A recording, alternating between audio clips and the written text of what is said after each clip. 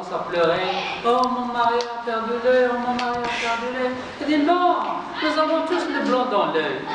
Nous avons tous, il y a le blanc et le noir. Et il plaisante avec elle.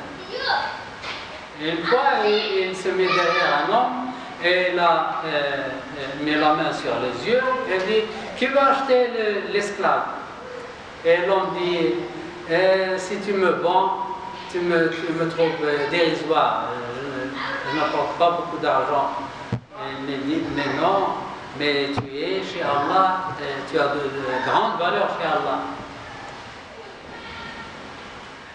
Une femme est venue chez le prophète, elle m'a dit demande à Allah que je fais partie j'entre au paradis. Mais elle dit non, les vieilles femmes n'entrent pas au paradis. Et elle commence à pleurer. Ah, je n'entre pas au paradis. Il dit non, mais tu seras jeune, tu ne seras pas vieille. Les vieilles n'entrent pas au paradis, ce sont les jeunes de 33 ans. Donc, il plaisante, mais il ne dit que la vérité. Donc, même dans la plaisanterie, c'est mieux de dire la vérité. Oui. Dans la plaisanterie, c'est mieux de dire la vérité. Oui, oui. Dans la plaisanterie, il vaut mieux dire la vérité. Et surtout, dans la plaisanterie, il ne faut pas blesser les gens. Il ne faut pas blesser les gens. Sinon, on entre dans al-humaza, al-lumaza. Waylun likulli humazatin lumaza. Al-humaza, c'est celui qui se moque des gens dans leur absence. Et l'umaza, c'est celui qui se moque des gens devant eux-mêmes, dans leur visage. Allah subhanahu wa ta'ala dit waylun. Wayl, c'est une fleuve dans l'enfer. Oui. Non. On se moque, oui, tout le monde se moque. Enfin, plaisante. Tout le monde plaisante, mais il y a des plaisanteries qui sont acceptables, qui sont agréables, et d'autres sont mauvaises. Il y a de mauvaises plaisanteries où on fait des injures, des insultes, etc. Non. Ce n'est pas une plaisanterie.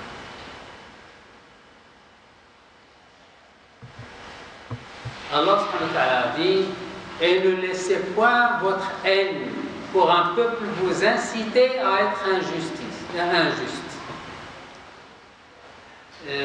Votre haine contre quelqu'un ne doit pas vous pousser à être injuste contre lui. Vous ne l'aimez pas, c'est une chose, mais soyez équitable. Soyez juste. Cela est plus proche de la piété. Ne pas aimer quelqu'un, est-ce que c'est permis en islam? Ne pas aimer quelqu'un. Oui, vous avez le droit de ne pas aimer quelqu'un. Mais ne le faites pas d'injustice. Ne le faites pas d'injustice. Vous ne l'aimez pas, vous ne l'aimez pas.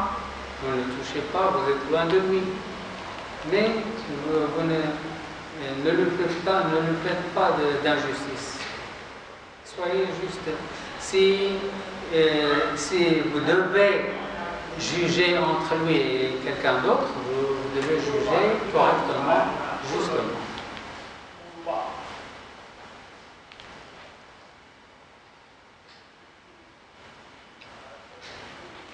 Le prophète sallallahu alayhi wa sallam dit viens au secours de ton frère, soit qu'il est opprimé ou arrogant. Viens au secours de ton frère, soit qu'il est opprimé ou arrogant. Ils disent, nous venons au secours pour l'opprimé, mais comment venir au secours pour l'arrogant? Il dit, son secours, c'est de l'arrêter de faire l'injustice. Si vous arrêtez votre frère à faire une injustice, c'est vous venez à son secours. Sinon, si vous le laissez faire l'injustice, il sera puni le jour du jugement. Vous voyez? Unsur akhaka daliman aw mazluman. Unsur akhaka. Aidez votre frère, soit qu'il est opprimé ou arrogant. Ils disent ننصره مظلوما إذا كان مظلوم راح نعاون mais comment كيف ننصره وهو ظالم؟ تمنعه من الظلم كذلك نصره. Vous l'arrêtez de faire l'injustice, c'est une aide pour lui. Mais de nos jours, c'est un peu difficile. Parce qu'il y a la loi, tout ça qui dit que... Non, quand vous êtes... La liberté, quand vous entendez oui. des membres de votre famille Oui. qui parlent de quelqu'un, qui parlent de mal de quelqu'un, vous l'arrêtez, vous dites non, ça c'est riba.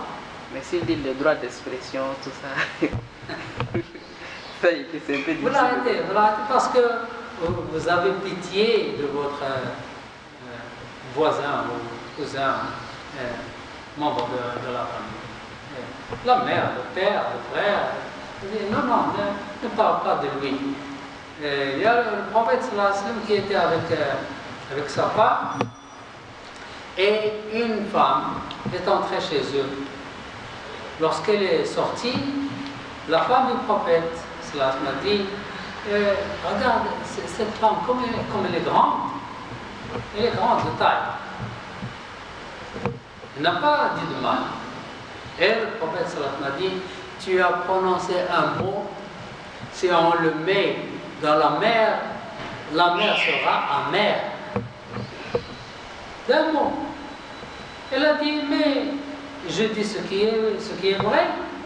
Elle a dit, oui, parce que tu as dit ce qui est vrai. Mais si tu as dit ce qui n'existe pas, ce sera le boutin.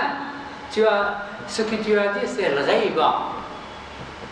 Riba, c'est parler de quelqu'un en son absence. Mais si tu as dit que c'est quelque chose qui n'existe pas, ce sera le boutin, c'est encore pire. Et aussi, un namima, c'est quoi? Un namima, c'est colporter.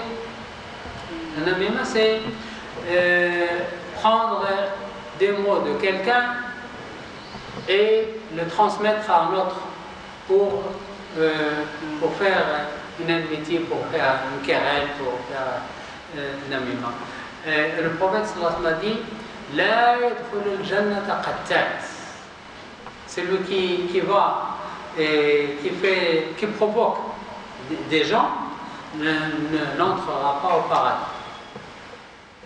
La yadkhulu al-jannata qattat ay namam.